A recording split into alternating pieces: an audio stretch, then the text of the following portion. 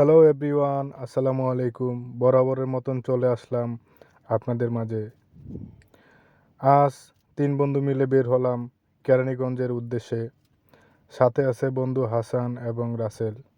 আমরা চলতে লাগলাম আঁকাবাঁকা পথ দিয়ে, যার দুপাশে কিছু বিল্ডিং এবং অসংখ্য গাছপালা। আর কেরানীগঞ্জে যাওয়ার উদ্দেশ্য হলো কেরানীগঞ্জের ঐতিহ্যবাহী মুড়ি ভর্তা খাওয়ার জন্য, যা আপনারা অনেকে জানেন কেরানীগঞ্জের দুদু মার্কেটের মুড়ি ভর্তা কতটা সুস্বাদু।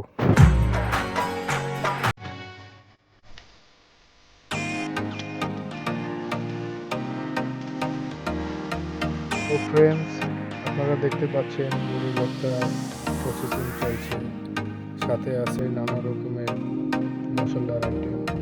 তো বন্ধুরা, সবাই দেখতে থাকুন।